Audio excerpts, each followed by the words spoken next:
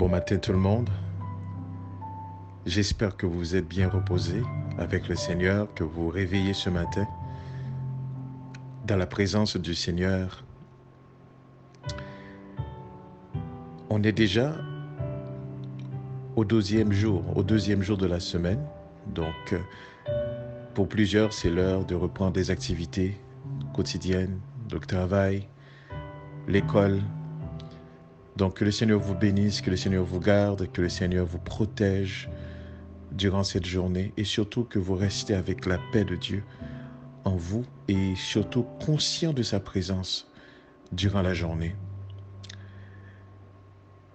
J'aimerais commencer cette méditation avec un passage, une histoire avec vous. Il y avait un équilibriste. L'équilibriste, ce sont ces gens qui restent sur une corde raide et qui font une traversée d'un bout à l'autre dans des dangers vraiment quand même considérables. Eh bien, il y en avait un équilibriste qui voulait faire une traversée sur la chute Niagara Falls. Cet équilibriste était très connu. Il y avait une famille qui regardait l'équilibriste faisant cela à la télévision, puis ils ont voulu vraiment comme être témoins pour voir ça. Est-ce que ce n'est pas un montage au niveau de la télévision? Donc, ils ont voulu vraiment aller regarder. Et effectivement, ils se sont embarqués dans leur voiture et ils ont pris la route vers Ontario pour aller voir justement la chute Niagara Falls et aussi voir cet équilibriste.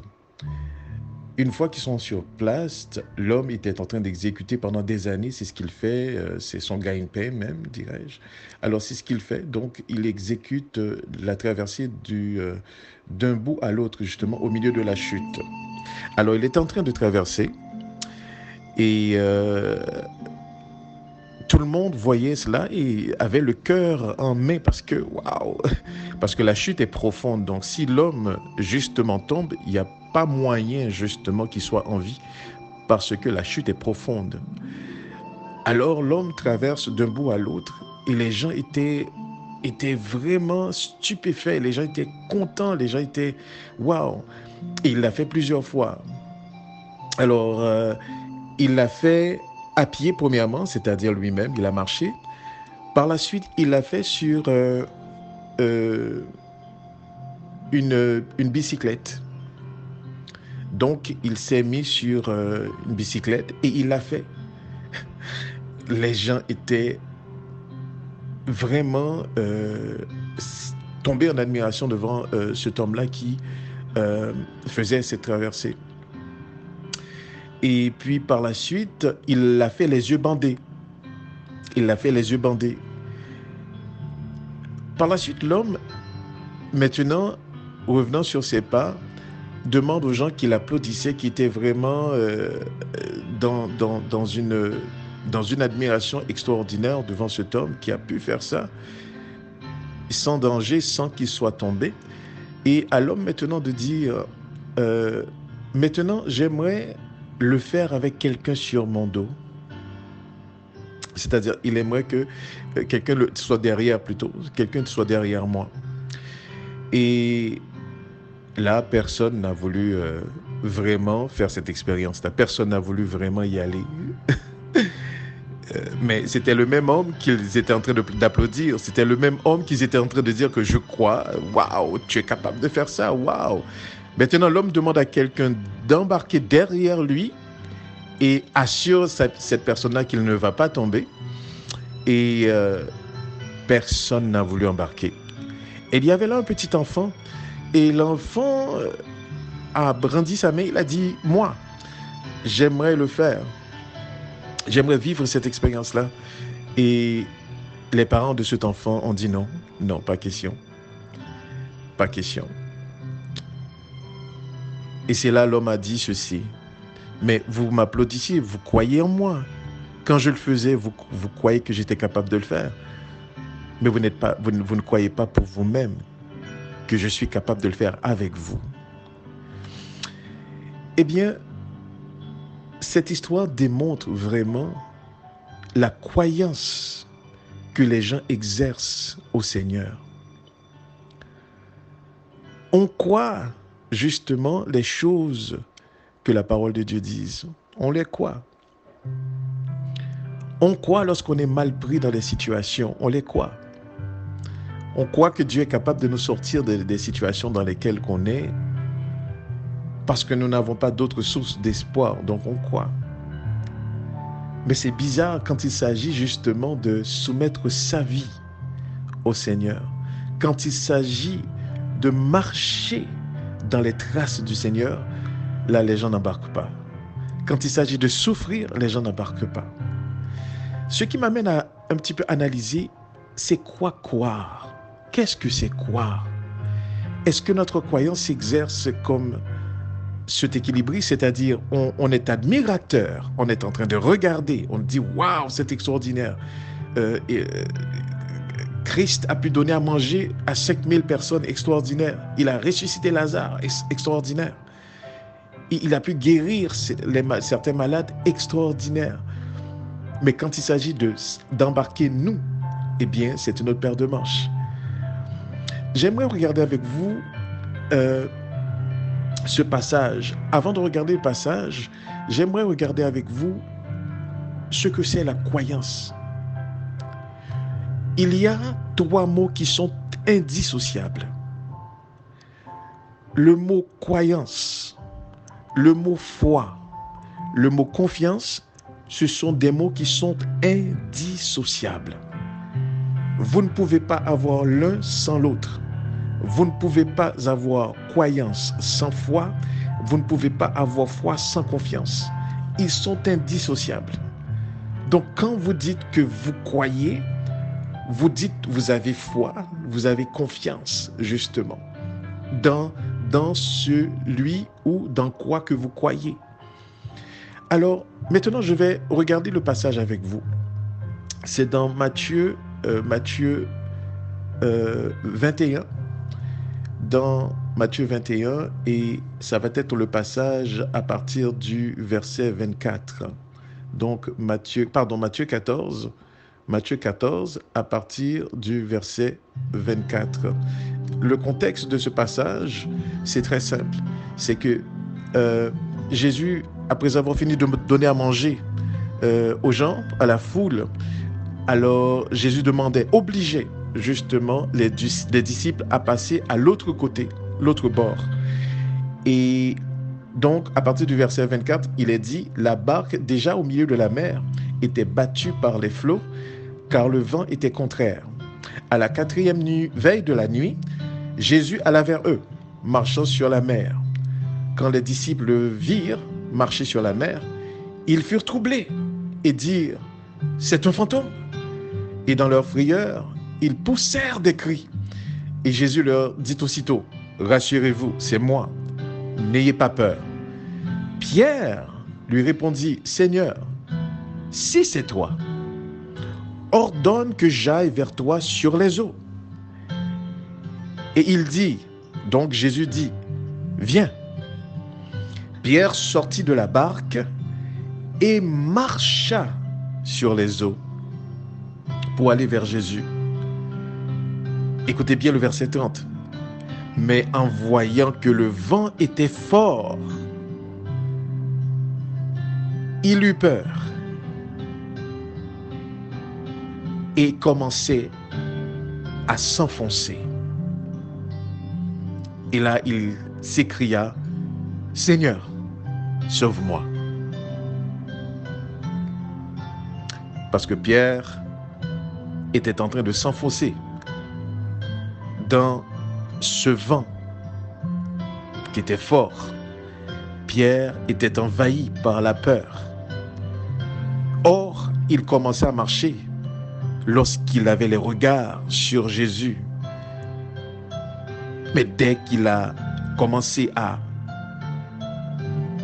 comprendre encore et qu'il commençait à regarder autour de lui les choses qui se passaient, le vent qui était fort, automatiquement, il commençait à s'enfoncer.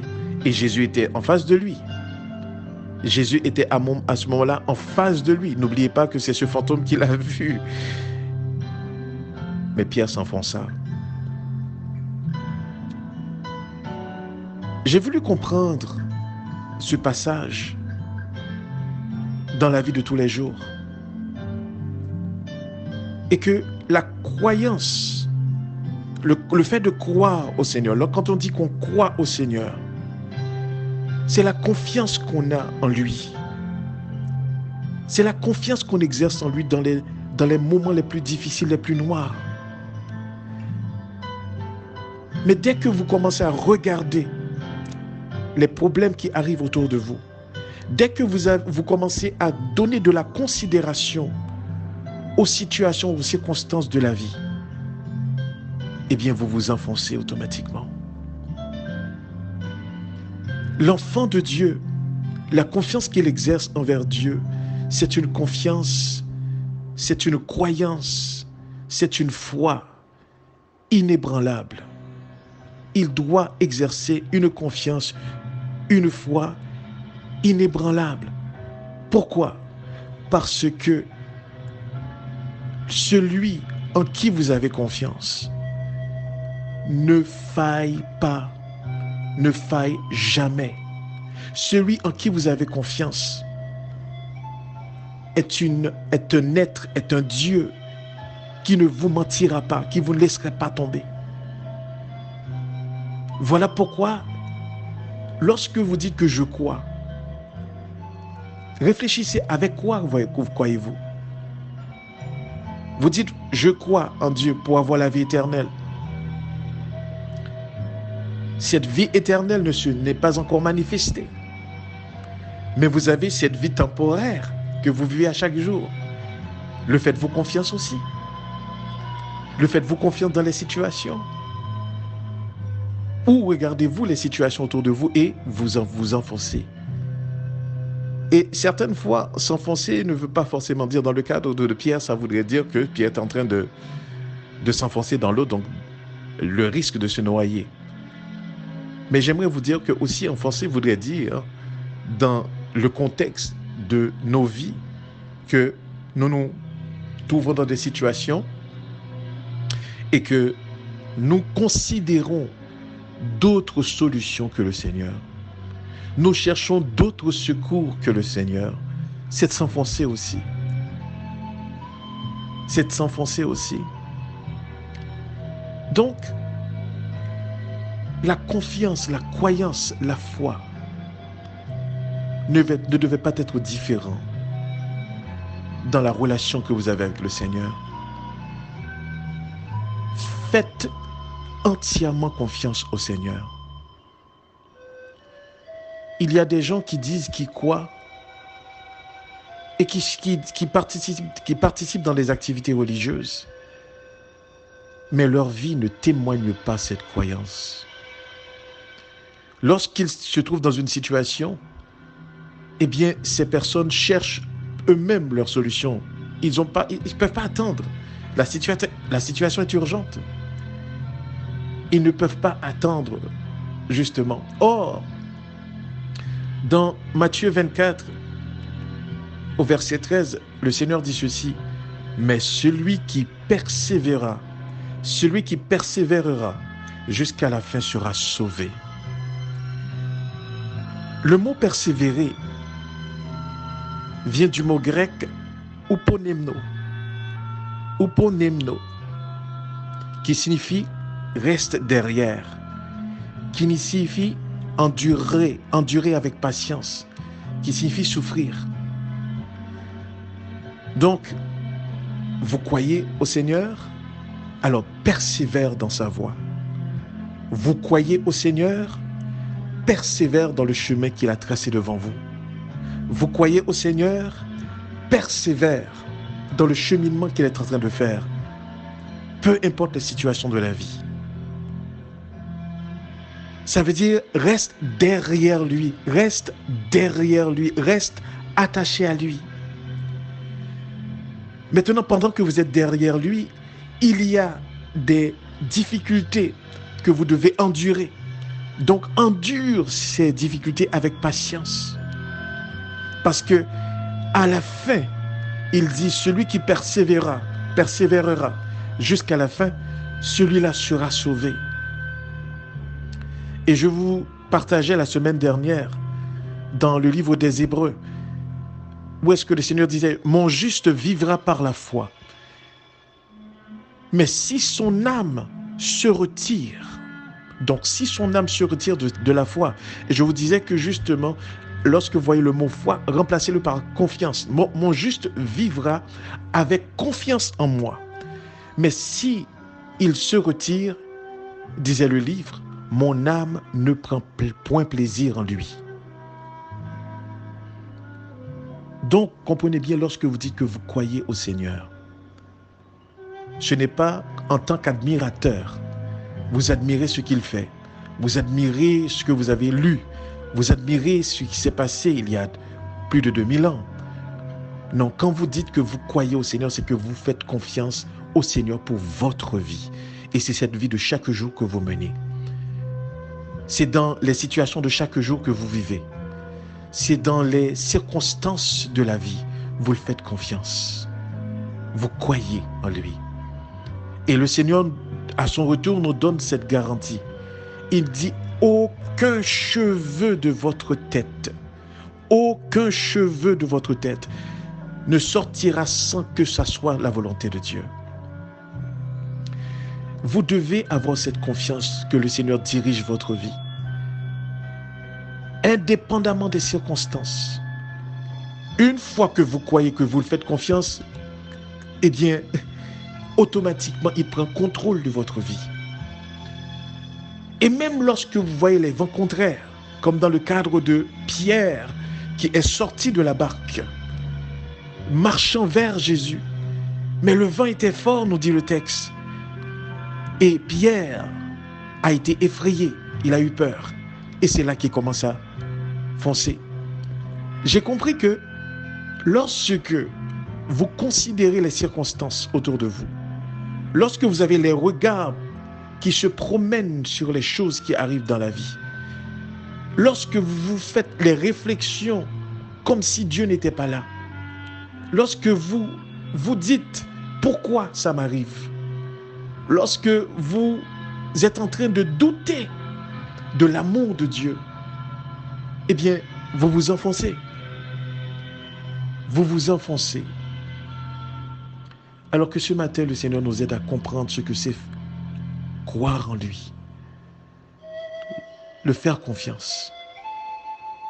Et que dans n'importe quelle circonstance de la vie, que nous puissions faire confiance à notre Dieu. Qu'on se dit, non, il est au courant. Il sait que ce que je suis en train de vivre. Parce que je suis derrière lui. Je persévère dans sa foi, dans sa voie. Pour terminer, j'aimerais partager ce texte dans le livre d'Ésaïe, le chapitre 41. Ésaïe, dans ce contexte, parlait comme si Dieu rentrait en jugement avec les nations. En fait, Dieu rentrait en jugement avec les nations. Dieu entrait en jugement avec les peuples. Et dans le livre d'Ésaïe, le chapitre 41, je vais commencer à lire les 4 premiers versets. Il dit, faites silence pour m'écouter. C'est l'Éternel qui parle. Il dit que les peuples raniment leur force, qu'ils s'avancent et qu'ils parlent. Approchons pour plaider ensemble. Qui a suscité de l'Orient celui que le salut appelle à sa suite? Qui lui a livré les nations et assujetti des rois? Qui a réduit leur glaive en poussière et leur arc en un chaume qui s'envole? Il s'est mis à leur poursuite, il a parcouru avec bonheur un chemin que son pied n'avait jamais foulé. Qui a fait et exécuté ces choses? C'est celui qui a appelé les générations dès le commencement Moi, l'Éternel, le premier et le même jusqu'aux derniers âges. Qui a fait et exécuté ces choses? C'est celui qui a appelé les générations dès le commencement. Moi, l'Éternel, le premier et le même jusqu'aux derniers âges. Ésaïe 41, le verset 4. Comprenez bien, votre vie n'est pas au hasard. Les événements ne sont pas au hasard. Les choses qui vous arrivent ne sont pas au hasard. Dieu, dans sa souveraineté, les a déjà vues. Ne faites-vous pas partie d'une génération? Nous faisons partie d'une génération, n'est-ce pas? Alors il dit, c'est celui-là qui a appelé les générations dès le commencement. Donc, votre vie n'est pas au hasard. Votre existence n'est pas au hasard. Ce que vous vivez n'est pas au hasard. Car dès le commencement, il a appelé les générations. Donc c'est ce Dieu-là, c'est dans ce Dieu-là. Nous devons investir notre confiance. Le Dieu qui sait, le Dieu qui est omniscient, qui sait et qui ne peut se tromper d'une manière ou d'une autre. Voilà pourquoi ce matin, peu importe ce que vous vivez, peu importe ce qui arrive, faites confiance au Seigneur. Faites confiance au Seigneur. J'ai vu autour de moi des gens, moi-même inclus, dans des situations auparavant. Quand je n'avais pas compris cela, je cherchais des solutions ailleurs. Quand je me trouvais dans des situations, je me cherchais des solutions. Et bien souvent, on arrive à résoudre le problème. Oui, on arrive à résoudre le problème. Mais voyez-vous, ce que nous ne savons pas, c'est que combien d'autres problèmes que cela engendre, on n'est pas au courant de ça. Vous essayez de résoudre un problème aujourd'hui, vous solutionnez un problème aujourd'hui qui demain va se multiplier par plusieurs autres choses. C'est pour ça que la Bible dit ceci, que c'est la bénédiction de l'Éternel qui enrichit et il ne la fait suivre d'aucun chagrin. Et encore le passage qui dit, si l'Éternel ne bâtit la maison, celui qui la bâtit travaille en vain. Donc comprenez bien, peu importe la manière ou peu importe les situations, les circonstances dans lesquelles vous vous trouvez, si vous cherchez vous-même la solution, vous allez résoudre, mais vous ne savez pas combien de problèmes que vous engendrez. Voilà pourquoi c'est important de faire confiance au Seigneur. De faire confiance au Seigneur. Que ce matin, vraiment, que vous puissiez méditer. Est-ce que dans tous les aspects de ma vie, je fais confiance à Dieu? Est-ce que ce n'est pas seulement dans l'aspect de la mort, comme je sais que je suis mortel, et qu'il dit, mais écoute, celui qui croit en moi ne périra pas et il aura la vie éternelle. Je dis, Seigneur, je te fais confiance là-dessus. Puisque je suis mortel, je peux mourir à n'importe quel moment, donc je te fais confiance. Mais en ce qui a trait justement à mon foyer, c'est moi qui dirige. En ce qui a trait à mon travail, ce n'est pas toi qui vas me dire quel travail trouver. C'est moi qui vais chercher le travail que je veux trouver. En ce qui a trait justement à mes finances, non. C'est moi qui fais la gestion de mes finances. En ce qui a trait à mes études, c'est moi qui vais décider qu'est-ce que je vais étudier. Ce n'est pas toi de dicter ce que je vais étudier. En ce qui a trait à l'éducation de mes enfants, non, c'est moi qui éduque mes enfants. Je vais les éduquer selon le standard de la société parce que je veux qu'ils soient des avocats, des médecins. Je veux qu'ils soient des personnes qui sont bien vues dans cette société. Il n'est pas question justement que je les prépare pour être des serviteurs, des servantes pour toi, comme faisait Anne justement avec Samuel. Voyez-vous? Donc, est-ce que vraiment nous faisons confiance au Seigneur dans tous les aspects de notre vie? Est-ce que nous avons confiance en lui vraiment dans tous les aspects de notre vie? Moi, je ne l'avais pas. J'essayais de contrôler mes affaires, contrôler mes relations, contrôler justement mon travail, contrôler ma profession. Mais quand j'ai compris que non, que ma vie entière était entre les mains du Seigneur, et qu'à chaque jour quand je me lève, la première des questions que je dois me dire, c'est quelle est ma mission aujourd'hui? Cela a changé ma vision dans plusieurs aspects. Cela a changé ma vision justement en tant que père pour mes enfants. Cela a changé ma vision en tant qu'employé dans mon travail. Cela a changé ma vision justement comme locataire dans où est-ce que j'habite. Cela change ma vision automatiquement lorsque je comprends que ma vie est dirigée par le Seigneur. Donc chaque jour, c'est une mission. Chaque rencontre, c'est une mission. Chaque situation, c'est une mission. Chaque circonstance, c'est une mission. Chaque événement, c'est une mission. Donc je comprends que, waouh, je suis en mission.